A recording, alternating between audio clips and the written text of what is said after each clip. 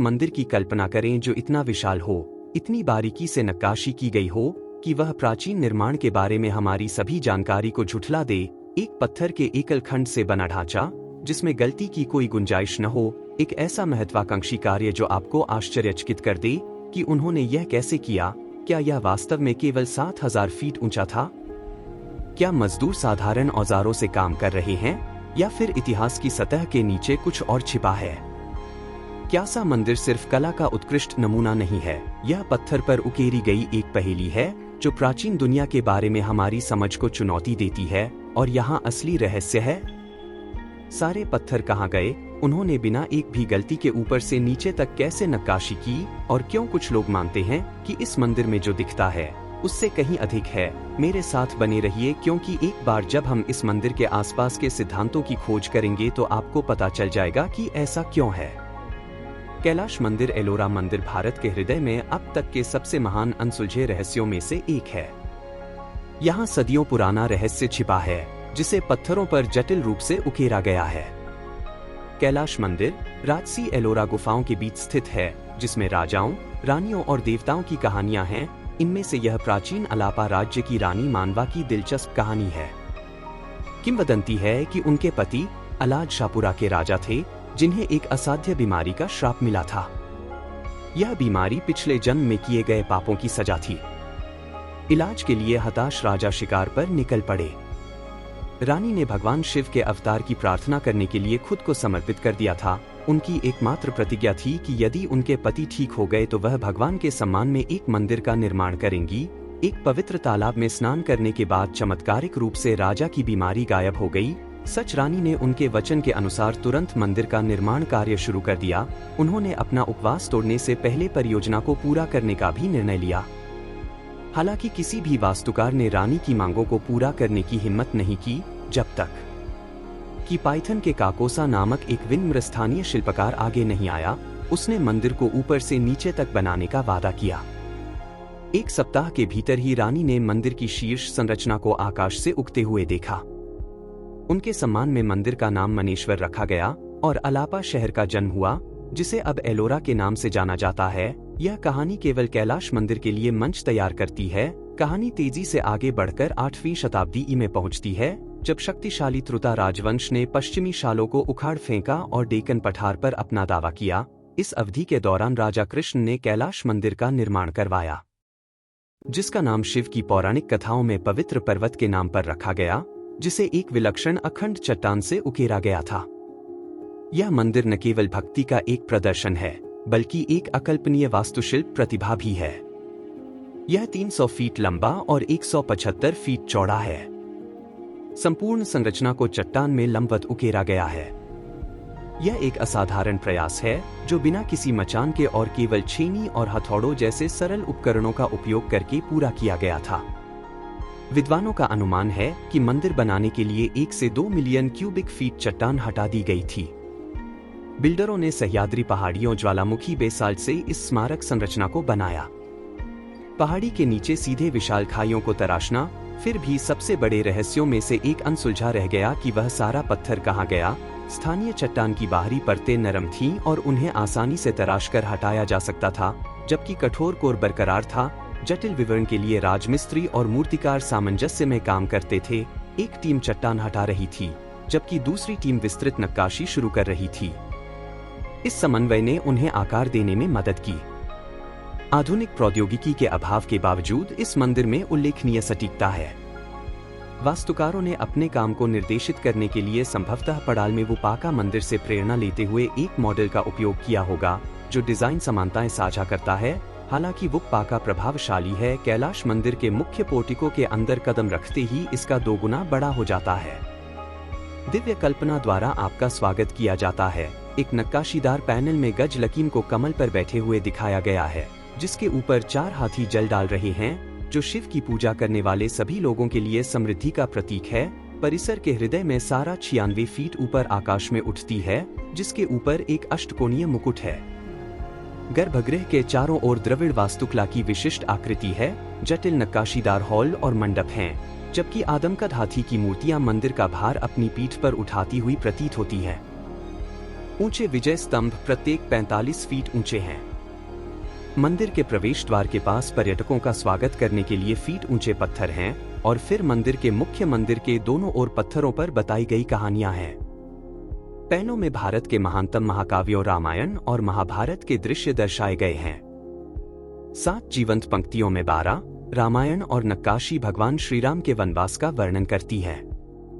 अपहरण और अच्छाई और बुराई के बीच अंतिम युद्ध, जब हनुमान बंदरों की सेना को लंका ले जाते हैं। महाभारत पैनल श्री कृष्ण के पराक्रम और भीषण युद्ध के बारे में भी बताता है, जिसने पांडवों और कौरवों के भाग्य का निर्धारण किया।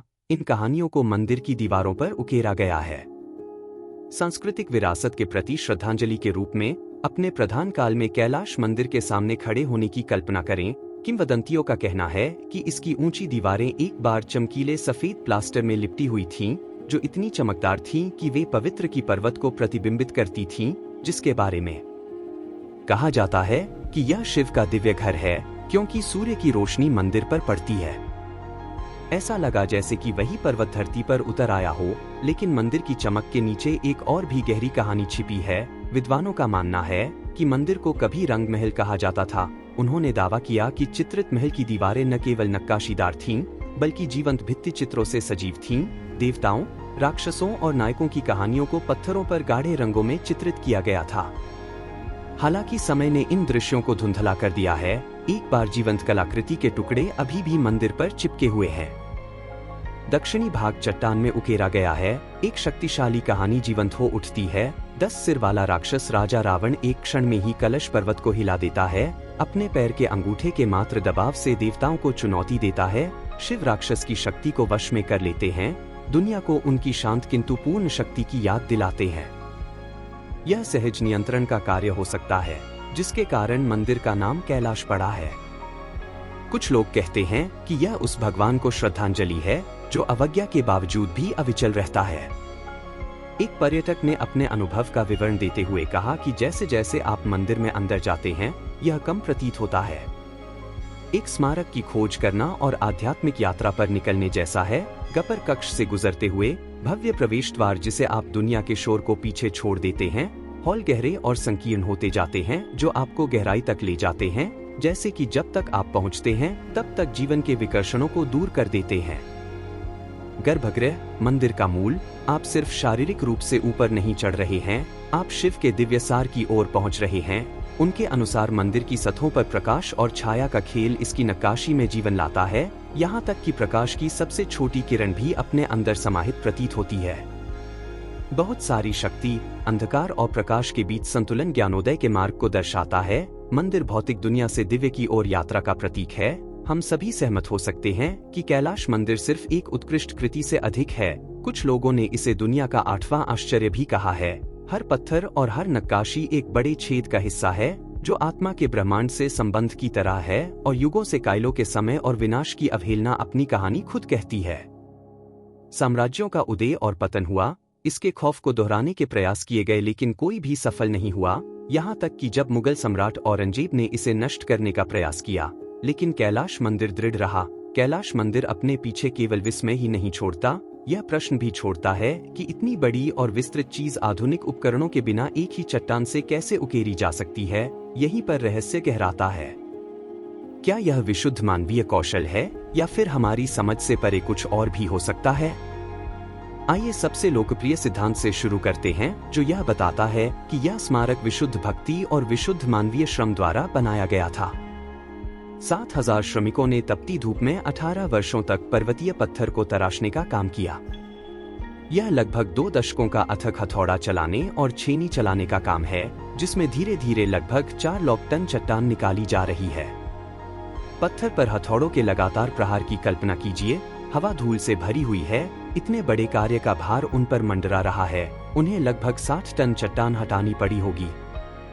पत्थर हर एक दिन अल्पविकसित उपकरणों, हथौड़ों, छेनी और एम के अलावा कुछ भी नहीं के साथ काम कर रहा है। यहाँ बात यह है कि यह सिर्फ पत्थर की विशाल मात्रा नहीं है जो मन को चकित कर देती है, यह ऊपर से नीचे तक की गई सटीक नक्काशी है। श्रमिक एक भी गलती या एक गलत स्ट्रोक बर्दाश्त नहीं कर सकते थे। और संपूर्ण संरचना से समझौता किया जा सकता था, और फिर भी सभी बाधाओं के बावजूद उन्होंने एक उत्कृष्ट कृति का निर्माण किया जो समय की कसौटी पर खरा उतरा है। मानव श्रम के इस सिद्धांत से अधिक प्रभावशाली क्या है? क्या यह अभी भी है? ऐसे प्रश्न उठते हैं जो आज तक अनुत्तरित हैं कि सारे पत्थर कहाँ गए? इतने बड़े उत्खनन से निकले मलबे को रखने के लिए चट्टानों के ढेर या पास में किसी खदान का कोई साक्ष्य नहीं है। यह एक रहस्य है जो इतिहासकारों और पुरातत्वविदों को समान रूप से हैरान करता है। कहानी में और भी कुछ है। यहीं पर एक पूरी तरह से अलग सिद्धांत सामने आता है। कुछ लोग सुझाव देते हैं कि कैलाश मंदिर का निर्माण केवल आदिम औजारों और मानव प्रयास से हासिल नहीं किया जा सकता था। वे तर्क देते हैं कि मंदिर के निर्माण के लिए कुछ और अधिक उन्नत तकनीक या यहाँ तक कि बाह्य अंतरिक्ष हस्तक्षेप की आवश्यकता थी। पहले तो यह अजीब लगता है, लेकिन जब आप नक्काशी की अविश्वसनीय सटीकता, हटाए गए पत्थरों की मात्रा और पारंपरिक औजारों के निशानों की अनुपस्थिति पर विचार करते हैं, तो सिद्धांत अधिक विश्वसनीय लगने लगता है। कल्पना कीजिए कि ऊर्जा आधारित औजार, लेजर या किसी अज्ञात तकनीक का उपयोग चट्टानों को चीरने के लिए किया जा रहा है।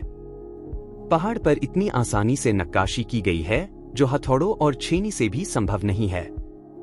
नक्काशी इतनी जटिल और दोष रहित है कि यह विश्वास करना कठिन है कि यह हाथ से बनाई गई थी, खासकर जब आप इसमें शामिल तंग जगहों और जटिल आकृतियों पर विचार करते हैं। क्या प्राचीन बिल्डरों के पास ज्ञान और औजारों तक पहुंच थी जो समय के साथ लुप्त हो गए, या कुछ और किया? कुछ अन्य सांसारिक चीजों ने सहायता के लिए कदम उठाया, जबकि इस सिद्धांत की पुष्टि करने के लिए कोई प्राचीन ग्रंथ या कलाकृतियां नहीं हैं। केवल संभावना ही एक नया क्षेत्र खोलती है। कैलाश मंदिर का दौर क्या हो अगर कैलाश मंदिर के निर्माण के पीछे का रहस्य उस तकनीक में हो जो अपने समय से बहुत आगे थी, जिसे हम आज भी नहीं समझ सकते? कैलाश मंदिर जितना ही आश्चर्यजनक, यह एकमात्र चमत्कार नहीं है जो व्याख्या को चुनौती देता है। बस कुछ पर एक नजर डालें। इन प्राचीन संरचनाओं के बारे में सबसे पहले कल्पना कीजिए कि आप माइक्रोनेशिया की नम हवा में चल रहे हैं और अचानक नान मदाल पर पहुंच जाते हैं, जो पानी पर बना एक शहर है। 100 से अधिक कृत्रिम द्वीप प्रवाल भित्तियों से उभरे हैं जो विशाल बेसाल्ट ब्लॉकों से निर्मित हैं, जिनमें से प्रत्येक का वजन कई टन है। लेकिन इस द्वीप में एक समस्या थी, इतने बड़े पत्थरों का कोई स्रोत नहीं है। एक प्राचीन सभ्यता ने इन ब्लॉकों को एक शहर ग्रिड में कैसे स्थानांतरित और व्यवस्थित किया, विशेष रूप से वह जो कोरल पर बना है, जैसे कि कैलाश मंदिर? यह अपने समय के लिए लगभग असंभव लगता है। कुछ लोग अनुमान लगाते हैं कि इसे शक्तिशाली शासकों द्वारा बनाया गया था जो लंबे समय से गायब हो गए थे। अपने द्वीप किले को छोड़कर आज तक इसके निर्माण के तरीके प्रशांत महासागर के महान अनसुलझे रहस्यों में से एक बने हुए हैं। अब हम एक अधिक आधुनिक पहेली की ओर चलते हैं। फ्लोरिडा में कोरल कैसल प्राचीन संरचनाओं के विपरीत यह 20वीं शताब्दी में बनाया गया था, लेकिन इसका रहस्य बस हैरान करने वाला है। एडवर्ड लीड्स केलन एक दुबले-पतले व्यक्ति थे जिन्होंने अकेले ही इस विशाल पत्थर के किले का निर्माण किया, जिसमें कई टन वजनी कोरल ब्लॉक चलते थे। उन्होंने यह कैसे किया, कोई नहीं जानता। लीड्स केलन ने गुप्त रूप से काम किया। उनका दावा था कि उन्होंने बिना आधुनिक मशीनरी के मिस्रवासियों की खोई हुई तकनीकों की खोज की है जो उन्होंने पीछे छोड़ दी थी। एक स्मारक जो आज भी इंजीनियरों को चकित करता है, ठीक वैसे ही जैसे कैलाश मंदिर, यह सवाल उठाता है कि हमने रास्ते में कौन सा ज्ञान खो दिया है। अंततः पृथ्वी की सतह के नीचे माल्टा में हाउस ऑफ रिसोर्ट का हाइपोगियम है, जो लगभग 3300 ईसा पूर्व ठोस चुना पत्थर से उकेरा गया था। यह भूमिगत मंदिर परिसर न केवल एक स्मारक था, बल्कि एक ऐतिहासिक स्थल भी था। यह इंजीनियरिंग का एक चमत्कार है, लेकिन यह गहरे ध्वनिक रहस्य का भी स्थान है। कुछ कक्ष विशिष्ट आवृत्तियों पर प्रतिध्वनित होते हैं जो ध्वनि को इस तरह से बढ़ाते हैं कि आधुनिक विज्ञान अभी भी यह समझाने के लिए संघर्ष करता है कि क्या इसके निर्माताओं के पास ध्वनिकी की एक विस्मृत समझ थी, या कुछ लुप्त अनुष्ठान अभ्यास का हिस्सा। कैलाश मंदिर की तरह हाइपोगियम को एक ऐसे उद्देश्य के साथ तैयार किया गया लगता है जो उससे परे है, जिसे हम आज पूरी तरह से समझ सकते हैं। मैं यह सोचने से खुद को रोक नहीं पा रहा हूँ कि शायद प्राचीन लोग आज की तुलना में अधिक सभ्य और उन्नत थे, क्योंकि हमें अभी भी समझ में नहीं आ रहा है कि यह सब कैसे संभव हुआ। लेकिन रहस्य यही खत्म नहीं होता। आइए कैलाश मंदिर की गहराई में लौटते हैं, जहां ब्रिटिश शासन के दौरान खोजकर्ताओं द्वारा असामान्य रूप से उच्च स्तर की रेडियोधर्मिता की सूचना दिए जाने के बाद कई गुप्त गुफाओं को बंद कर दिया गया था। गुफाएं तब से बंद हैं, लेकिन उनकी खोज ने अंतहीन अटकलों को जन्म दिया है। कुछ लोगों का मानना है कि ये गुफाएं मंदिर के निर्माण की कुंजी हो सकती हैं। शायद प्राचीन तकनीक या यहाँ तक कि हथियार भी छिपे हों, जिनका उपयोग कभी इस भव्य संरचना को तराशने के लिए किया गया था। रेडियोधर्मिता इस बात का संकेत हो सकती है कि कुछ हुआ है। प्राकृतिक शक्तियों से अधिक कुछ काम कर रहा था। शायद उन्नत उपकरण जिनसे मंदिर का निर्माण हुआ था इन सीलबंद कक्षों में छिपे हुए हैं। हालांकि कैलाश मंदिर के बारे में सभी सिद्धांत असाधारण या अलौकिक की खोज नहीं करते हैं। कुछ विद्वान मंदिर को एक गहन रूप में देखते हुए एक अधिक आधारभूत व्याख्या प्रदान करते हैं। हिंदू ब्रह्मांड विज्ञान की अभिव्यक्ति उनके लिए सिर्फ एक इंजीनियरिंग चमत्कार नहीं है, यह पत्थर पर उकेरा गया एक आध्यात्मिक मानचित्र है। मंदिर का हर हिस्सा भौतिक दुनिया से दिव्य ज्ञान तक आत्मा की यात्रा का प्रतिनिधित्व करता है। जैसे ही आप इसके अंधेरे गुफा जैसे गलियारों से गुजरते हैं, ऐसा लगता है जैसे आप दुनिया के सभी विकर्षणों को दूर कर रहे हैं। सांसारिक क्षेत्र और जब आप आंतरिक गर्भगृह में पहुंचते हैं, जहां मंदिर का शिखर आकाश की ओर फैला हुआ है, तो यह दिव्यता की ओर एक प्रतीकात्मक आरोहण है। लेकिन यह व्याख्या जितनी सुंदर और काव्यात्मक है, हर कोई इससे सहमत नहीं है। कुछ लोग तर्क देते हैं कि केवाई एला मंदिर के लिए एक बहुत सरल उत्तर है। विद्वान और आलोचक अक्सर मंदिर के निर्माण के अधिक ठोस पहलुओं पर बहस करते हैं। मानव श्रम, विदेशी तकनीक या छिपी हुई रेडियोधर्मी गुफाओं के बारे में सिद्धांत, सभी के अपने अपने तर्क हैं। कुछ तो मानव श्रम के स्वीकृत यान पर भी सवाल उठाते हैं, यह बताते हुए कि 18 वर्ष की समयावधि ऐसे निर्माण के लिए असंभव लगती है। एक विशाल कार्य हजारों लोगों का कार्यबल कैसे हथौड़ों और छेनी के अलावा किसी और चीज का उपयोग किए बिना इतनी सटीकता और गति के साथ 4 काले टन पत्थर को हटाने में कामयाब हो सकता है? और इतना मलबा कहाँ है? पत्थर की कमी कहाँ है? आसपास के अवशेष कई लोगों के लिए पहेली बने हुए हैं। फिर वहाँ अलौकिक सिद्धांत है जो आकर्षक हो सकता है, लेकिन यह हर किसी के साथ अच्छी तरह से नहीं बैठता है। विरोधियों का तर्क है कि मंदिर की वास्तुकला उसी युग से अन्य रॉक कट संरचनाओं के अनुरूप है, जिनमें से सभी को पारंपरिक तरीकों का उपयोग करके तैयार किया गया था। ये संशयवादी बताते हैं कि हालांकि कैलाश मंदिर का आकार असाधारण है, लेकिन इसमें किसी भी उन्नत प्रौद्योगिकी या एलियन की संलिप्तता का कोई ठोस सबूत नहीं है। यदि मनुष्यों ने इसे बनाया है, तो उन्होंने अन्य प्राचीन सभ्यताओं के पास उपलब्ध समान कौशल और उपकरणों का उपयोग करके ऐसा किया होगा। यहाँ तक कि छिपे हुए अंतरिक्ष में रेडियोधर्मिता का रहस्य भी अज्ञात है। मंदिर के नीचे की गुफाएं कुछ लोगों को आश्चर्यचकित करती हैं, जो प्राचीन तकनीक या छिपे हुए हथियारों की धारणा को खारिज करते हैं। वे अधिक सांसारिक भूवैज्ञानिक संरचनाओं की ओर झुकते हैं। कुछ प्रकार की चट्टानों में सामान्य रूप से रेडॉन गैस का प्राकृतिक रिसाव आसानी से विकिरण की रिपोर्ट के लिए जिम्मेदार हो सकता है, जबकि गुफाएं स्वयं बंद रहती हैं। कई लोग तर्क देते हैं कि रेडियोधर्मी पदार्थों की उपस्थिति जरूरी नहीं कि प्राकृतिक शक्तियों के काम करने से अधिक कुछ सुझाए, लेकिन यह भी हमारे सवालों के लिए पर्याप्त उत्तर नहीं है। कैलाश मंदिर अपने सभी अनुत्तरित प्रश्नों के साथ सिर्फ एक हिस्सा है, एक बहुत बड़ी कहानी जो हमें और भी रहस्यमय जगह पर ले जाती है। कैलाश पर्वत अपने आप में एक नाम से कहीं अधिक साझा करता है। कैलाश मंदिर पवित्र पर्वत के लिए एक श्रद्धांजलि है, लेकिन माउंट कैलाश को भगवान शिव का घर माना जाता है, जो रहस्यों को समेटे हुए है। हमने अब तक जो भी खोजा है उससे कहीं आगे है। क्यों कोई भी इसके शिखर तक नहीं पहुंच पाया है? क्यों कुछ लोग मानते हैं कि यह पर्वत न केवल पवित्र है, बल्कि अस्पष्टीकृत ऊर्जा का केंद्र भी है? शायद यह किसी अन्य क्षेत्र का प्रवेश द्वार भी हो। समय के व्यवहार की विचित्र घटनाओं की कहानियां हैं, अलग ढंग से और प्राचीन ग्रंथों से जो हमें और अधिक बता सकते हैं। यदि आपको लगता है कि मंदिर एक रहस्य था, तब तक प्रतीक्षा करें जब तक आप यह नहीं सुन लेते कि कैलाश पर्वत में क्या है।